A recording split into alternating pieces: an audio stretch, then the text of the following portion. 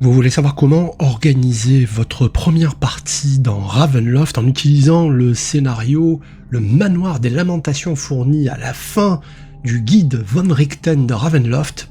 Vous êtes au bon endroit.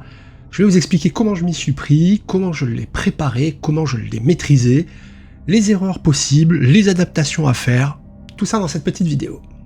Constitue-toi un trésor de vidéos d'astuces, de conseils et d'infos en t'abonnant à la chaîne. Le Manoir des Lamentations est donc un scénario qui est proposé à la fin du guide Von Richten de Ravenloft. C'est un scénario qui est censé amener un groupe de personnages du niveau 1 au niveau 3. C'est un scénario plutôt bien équilibré, je trouve, avec une histoire intéressante qui est la suivante. Il y a donc des années de cela, un seigneur de guerre nommé Dranzorg a conquis la région et a fait sienne la forteresse du comte Cordon Silvra, qu'il a assassiné lâchement devant tous ses hommes. Mara Silvra, qui est la fille du comte, a donc rassemblé ce qu'elle a pu d'hommes. C'était une femme courageuse, et elle a marché en direction du château de son père. Elle espérait donc rallier sur place toute la noblesse qui était inféodée à son père. Mais malheureusement, elle en a été pour ses frais, puisque une fois sur place, eh bien, les chevaliers et les nobles qu'elle avait rassemblés l'ont tous trahi, et en fin de compte, elle est tombée entre les mains du seigneur d'Alk Dranzorg. Celui-ci l'a amenée dans le château de son père, où il s'est apprêté à l'assassiner, elle aussi. Mais c'était sans compter avec les seigneurs ténébreux de Ravenloft qui sont venus susurrer des promesses de vengeance et de victoire à Mara Silvra. Celle-ci a donc pu bénéficier de pouvoirs spectaculaires qui lui ont permis de vaincre Dalk Dranzorg, de l'affronter et de le tuer. Toutefois, le prix à payer était lourd puisqu'elle ne pourrait plus jamais quitter cette forteresse. Elle continuerait de la hanter sous forme d'esprit. Bien des années plus tard, un commerçant nommé Loren Halvrest, accompagné de son épouse Theodora Halvrest, de ses enfants et de ses 2 serviteurs, rachète la ruine du château de Lavents pour y faire construire un manoir qui sera attenant à la toute dernière tour qui subsistait du château. Il ne sait pas donc, en faisant cela, qu'il vient de faire l'acquisition d'une tour qui est hantée par le fantôme de Mara Silvra ainsi que de tous ceux qui y ont péri, Dalk y compris. Voilà, ça c'est le postulat de départ de notre histoire, de notre scénario. Les aventuriers vont être amenés à travers les brumes de Ravenloft jusqu'à l'intérieur de ce domaine. Et comme tout domaine, eh bien, celui-ci dispose de son propre seigneur ténébreux. Et ce seigneur ténébreux, en fait, n'a peut-être rien à voir avec toute cette histoire. Il s'agit d'un être qu'on appelle l'entité, et autour duquel tout le château a été jadis construit. Il s'agit d'une forme brumeuse qui est enfermée dans une sorte de sarcophage d'ambre qui est profondément enfoui sous la forteresse. Alors, est-ce que c'est cette entité qui, déjà dès l'origine, a influencé l'esprit de Dalk Dranzorg, de Mara? Peut-être que c'est cette entité qui a influencé Mara et qui lui a donné les pouvoirs qui lui ont permis de vaincre l'assassin de son père. Le fait est qu'on sait peu de choses sur cette entité, hormis qu'elle se nourrit bien entendu de l'énergie psychique des différents êtres vivants qui vont passer par la maison. Première étape de ma préparation, ça a été de pouvoir connaître l'histoire ainsi que ses protagonistes assez bien pour pouvoir vous la raconter sans m'y reprendre à 10 fois. Alors ça nécessite de faire un petit dramatis personae qui ne figure pas dans le scénario, il n'y a pas cette liste de personnages, donc à vous de la faire. Moi j'ai mis ça sur un petit post-it, de façon à ce que je puisse le coller de mon côté de l'écran du maître de jeu, de façon à pouvoir avoir en permanence le nom des différents protagonistes. Ça va donc jusqu'au nom des 2 serviteurs qui ont été au service des Halvrest, à savoir Victro et Agatha, qui sont morts. Il faut savoir que les aventuriers ne rencontreront personne de vivant à l'intérieur de ce manoir, puisque les Halvrest en ont fait un manoir. Alors, première étape de ma préparation, sachant que j'ai eu 1 semaine pour préparer ce scénario. La toute première étape, ça a été donc de lire et relire le scénario.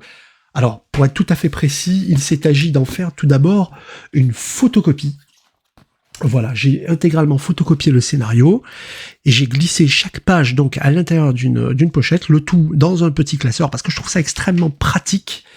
Et ensuite, je me suis équipé de 3 ou 4 stabilos et je me suis à la 3e lecture acharné à stabilo-bosser donc les noms d'une certaine couleur, les descriptions de lieux importantes avec les mots-clés d'une autre couleur et les spécificités techniques d'une 3e couleur. Voilà, de cette façon, visuellement, lorsque je feuillette mon scénario, eh bien, voilà, je vois rapidement où se trouve l'aspect technique, où se trouvent les noms, malgré le fait que je les ai rassemblés sur un post-it.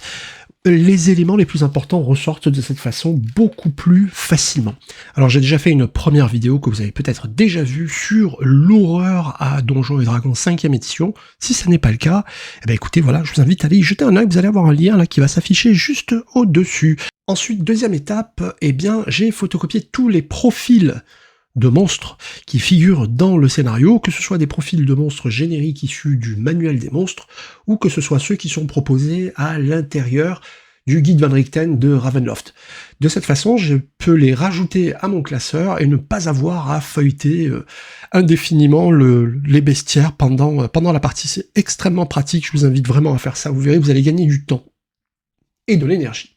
Autre question à se poser, puisque les aventuriers vont être amenés à explorer un manoir, c'est la façon dont vous allez gérer les ressources. Et oui, lumière, nourriture, eau. Les aventuriers vont entrer dans un domaine qui sera à un moment donné de l'histoire fermé. C'est une sorte donc de huis clos. Ils n'auront pas la possibilité de refaire leurs réserves de nourriture, d'eau, d'huile, de lanternes, etc. Donc, comment allez-vous gérer cet aspect du jeu? Alors, moi, j'ai pris le pari de synthétiser cet aspect-là, ainsi que la gestion du temps, en établissant une règle simple. Je pars du principe que toute exploration d'une salle ou d'une portion du manoir prend 15 minutes environ. Voilà, un quart d'heure. De cette façon, je peux globalement suivre, en faisant des petits carrés que je vais cocher au fur et à mesure de leur progression, je vais pouvoir suivre en fait le passage du temps et l'épuisement des ressources des aventuriers. Bien entendu, au départ, j'ai recensé tout ce dont ils disposaient, combien de torches, combien de lanternes, combien de réserves d'huile, en ayant en tête donc qu'une bougie éclaire pendant à peu près 1 heure, une torche c'est à peu près la même chose, alors qu'une lanterne, quelle qu'elle soit, éclaire pendant environ 6 heures, moyennant la consommation de 500 ml d'huile. Donc une fois qu'on a tout ça, on sait pour combien de temps les aventuriers vont avoir de la lumière. Le fait de leur en parler, dès le départ, ça va leur mettre la puce à l'oreille. Ils ont su que ça allait être un aspect important du jeu, donc ça a commencé déjà à camper l'ambiance, rien qu'en leur demandant, alors qui utilise de la lumière, combien tu as de flasques d'huile, etc. Ils ont tout de suite compris qu'effectivement ça allait être un aspect important, et donc ça a commencé à poser l'ambiance. Donc à chaque fois que vos aventuriers entrent dans une pièce ou dans une section, eh bien vous faites une petite case que vous cochez, vous verrez que vous allez pouvoir suivre comme ça l'évolution du temps très facilement. Ça va vous permettre également de suivre l'épuisement des aventuriers, puisque quiconque prend un repos long à l'intérieur du manoir, eh bien, prend le risque de faire un cauchemar. Et vous tirez au hasard dans le groupe un personnage qui va faire un cauchemar et qui va, s'il est seul, se réveiller quelque part à l'intérieur du manoir, voilà, dans une pièce aléatoire. Donc c'est également important de savoir à quel moment les aventuriers vont faire un repos long, à quel moment ils vont faire un repos court, et quand ils vont faire un repos, est-ce qu'ils vont laisser courir leur réserve de lumière?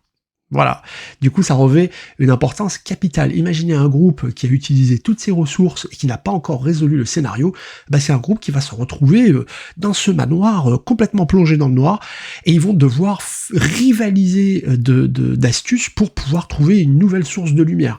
Est-ce qu'ils vont péter des meubles pour y mettre le feu, en sachant que le manoir d'une certaine façon est vivant, et donc pourrait leur répondre, et ça a donné, dans mon expérience, des scènes vraiment très très sympas et très intéressantes. Alors ça m'amène justement au personnage. Le début qui est suggéré, je ne l'ai pas trouvé très satisfaisant, et de toute façon, de façon générale, moi je vous invite à créer des débuts de scénario qui impliquent les aventuriers d'entrée de jeu.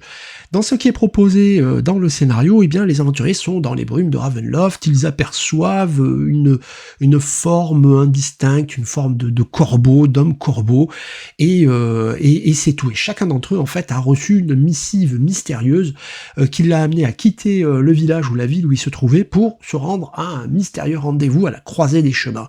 Donc c'est comme ça qu'ils se rencontrent, et chemin faisant, donc ils vont tomber sur le manoir de Lavence, le manoir des Lamentations. Je trouve ce début, mais c'est normal, ce début très impersonnel, donc moi je vous invite à faire autrement. Tout d'abord, créer des personnages qui ont peut-être un lien direct avec l'histoire. Par exemple, pourquoi l'un des aventuriers ne serait-il pas un des descendants de la famille Silvra ? Il y aura donc un lien de parenté avec Mara Silvra qui hante le manoir, et ce personnage pourrait donc avoir une affinité toute particulière avec l'esprit de son ancêtre, dont il sait que effectivement elle a disparu il y a fort longtemps. Par exemple, vous pourriez, c'était l'une de mes idées initiales, partir du principe que l'un des aventuriers, donc pourquoi pas celui-là, a hérité du manoir, et que donc il arrive au manoir avec un acte de propriété qui lui a été confié, et que les autres aventuriers sont avec lui soit parce que ce sont des amis, ou bien parce que ce sont des gens qui lui sont liés, pourquoi pas un garde du corps, pourquoi pas, imaginons un personnage avec l'archétype, l'historique noble. Eh bien, voilà, les autres aventuriers pourraient constituer sa garde. Pourquoi le magicien ne serait-il pas, d'une certaine façon, un érudit qui est intéressé par le savoir qu'avait accumulé l'aïeul de ce personnage, et qui donc fait route avec lui. Ça peut être très très sympa. En tout cas, c'est beaucoup plus impliquant que ce scénario, que cette entame qui est proposée dans le scénario. Donc, dès la conception des personnages, essayez de voir comment vous pouvez les impliquer dans l'histoire du manoir. Vous verrez que c'est beaucoup plus satisfaisant, et ça donne des opportunités de roleplay beaucoup plus grandes et beaucoup plus intéressantes. Alors, dans mon cas, moi j'aime beaucoup l'idée des mécènes qui est introduite dans le chaudron de Tasha, le supplément Le Chaudron de Tasha. Alors, le mécène, en fait, c'est une organisation qui donne une raison d'être au groupe. Voilà, il va leur donner également des moyens, et il va être pourvoyeur de missions. Alors voilà, lorsque j'ai créé les personnages de mes joueurs, j'ai également inventé une organisation qui s'appelle les Libres Marcheurs, sous la houlette d'un étrange être qui est un cerveau, en fait, un cérébrum, une créature qui est décrite dans le guide de Von Richten. Ce cérébrum, en fait, rassemble les aventuriers et les envoie sur des missions. Et là, en l'occurrence, ils partent à la recherche de Theodora Halvrest, dont j'ai fait un membre de cette même organisation, les Libres Marcheurs, qui a cessé de donner signe de vie, et cela donc a inquiété le cérébrum qui s'appelle le recteur, qui a décidé donc d'envoyer les aventuriers au château de Lavent, puisque c'était la dernière localisation connue de Theodora Halvrest. Donc vous voyez, là j'ai créé une motivation très forte pour les aventuriers, puisque chacun d'entre eux est lié à cette organisation, et chacun d'entre eux a une très bonne raison donc de se rendre au château de Lavent. Il s'agit d'aller prendre des nouvelles et éventuellement de secouer une membre de cette même organisation, Theodora Halvrest.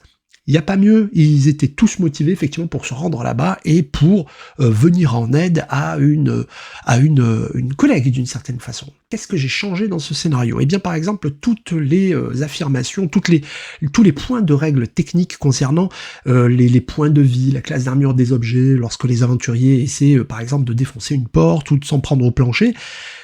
Les amis, je trouve ça complètement inutile, et j'espère que vous aussi, si mes aventuriers s'en prennent au plancher, ma foi, ils vont finir par le défoncer. Il faut que les jets de dés aient un sens, il faut qu'ils aient une utilité. Je ne vois pas d'intérêt de faire un jet contre la classe d'armure d'une porte, par exemple. Je ne vois pas quelle est la valeur ajoutée. Est-ce que ça va rajouter à l'ambiance ? Non, pas du tout. Ça va être juste de la perte de temps, du jet de dés complètement inutile. Donc toutes ces informations-là, je les ai complètement zappées. Voilà, il faut, en tant que maître de jeu, que vous puissiez gérer ce genre de choses à la volée. Si les aventuriers s'en prennent effectivement au sol, à une porte, etc., ils vont finir par la défoncer. Il n'y a pas d'enjeu majeur à cela. Oui, la feuille de personnage, j'ai oublié de vous en parler, donc comme je l'explique dans la vidéo précédente, eh bien il n'y a pas de feuille de personnage gothique dans le supplément Van Richten à Ravenloft, donc j'en ai récupéré une sur le net que j'ai trouvé très très sympa, qui était pour D&D 3.5, et donc je l'ai ensuite adapté, puis imprimé. Je vous invite à faire ça parce que c'est une vraie valeur ajoutée sur la table, hein, lorsque les joueurs utilisent leur feuille de perso, et bien qu'elle soit adaptée à l'ambiance, c'est toujours un plus indéniable. Donc n'hésitez pas à faire ça.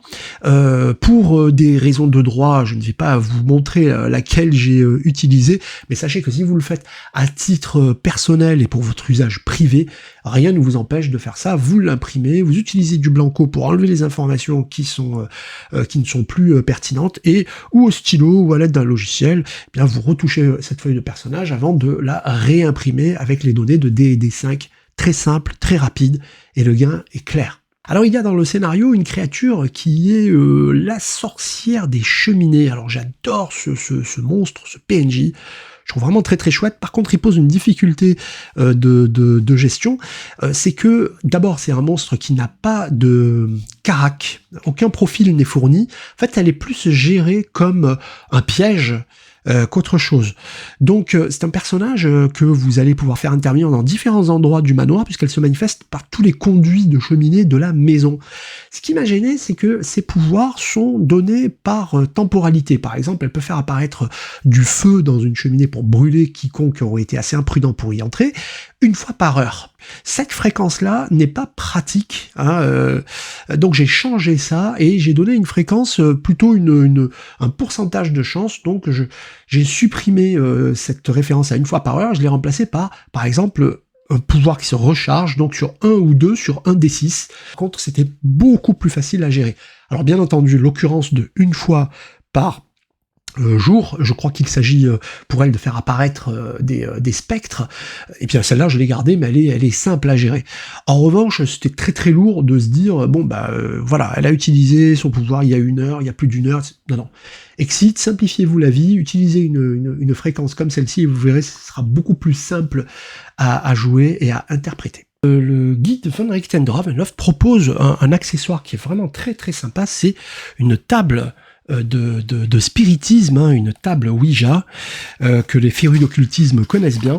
Elle est très très jolie, en couleur, hop, et elle est proposée donc à la fin du guide Van Richten. Il est donc proposé de l'imprimer et d'imprimer également l'accessoire indispensable qui s'appelle la goutte. Et donc les aventuriers, les joueurs vont pouvoir interroger les esprits de la maison en posant leurs doigts sur la goutte. Et vous qui interprétez l'un des PNJ qui est présent dans la maison lorsqu'ils arrivent, vous allez pouvoir orienter bien entendu les réponses de l'esprit. Selon qu'ils ont affaire à l'esprit donc de Dalk Dranzorg qui se fait passer pour ce qu'il n'est pas, de Mara Silvra, qui va vouloir les envoyer à la mort afin de pouvoir être libérés du manoir, ou selon qu'ils ont affaire à l'esprit de Théodora Halvrest. Et oui, parce qu'ils l'ignorent, mais Théodora Halvrest est morte. Et donc c'est avec son esprit qu'ils vont pouvoir éventuellement converser. Toutefois, voilà, on se heurte à un problème, c'est que, je sais pas comment ils ont fait, mais la goutte et la table de spiritisme ne sont pas à la même échelle.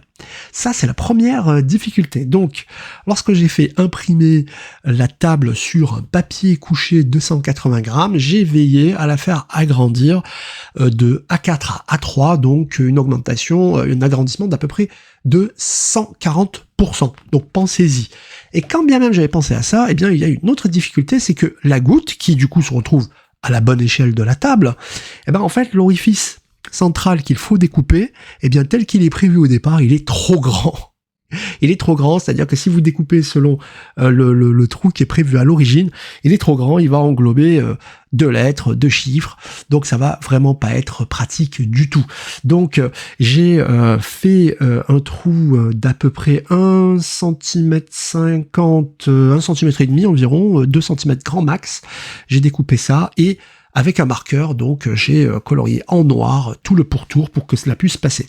Donc à partir de là, vous avez une table Ouija qui peut fonctionner, voilà, avec la goutte qui ne prend un seul élément. Donc c'est super, ils ont pensé à des trucs très chouettes, mais c'était très mal réalisé, donc j'espère que ça va vous éviter un écueil.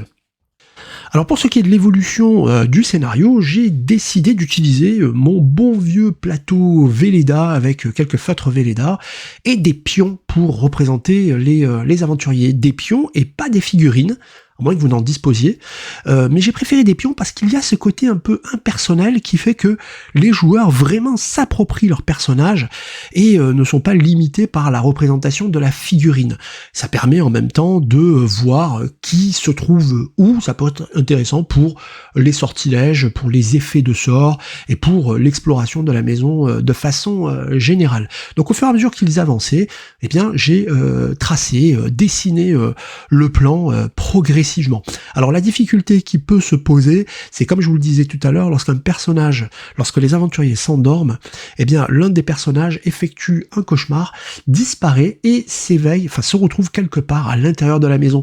C'est une difficulté assez particulière parce que vous allez devoir avoir peut-être, si vous le pouvez, un second Velleda où vous allez pouvoir mettre en scène cet aventurier qui va se retrouver isolé. C'est d'ailleurs une des difficultés de ce scénario, c'est que c'est extrêmement dangereux pour ce personnage isolé, parce qu'il va devoir rejoindre ses compagnons, traverser la maison selon l'endroit où il s'est retrouvé. Il peut se retrouver au premier ou au deuxième étage, voire...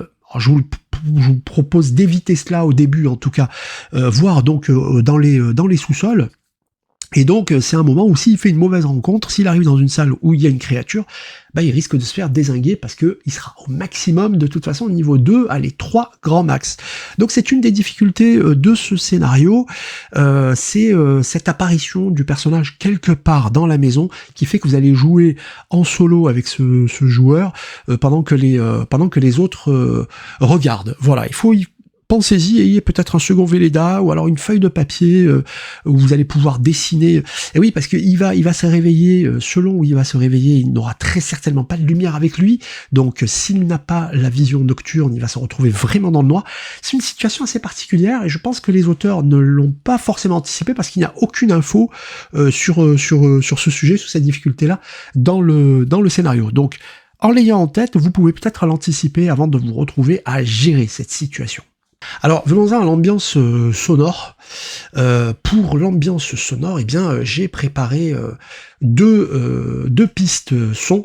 Ce que je vous conseille de faire, c'est d'éviter de multiplier comme ça les pistes son, ou alors il faut que vous ayez une playlist vraiment très très bien faite.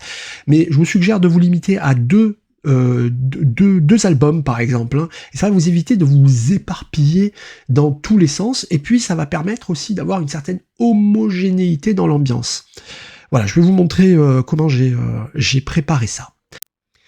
Voilà, donc là, comme vous pouvez le voir, je me suis constitué une petite banque de données de bruitage que j'ai récupéré sur des films, des vidéos qu'on peut trouver sur YouTube.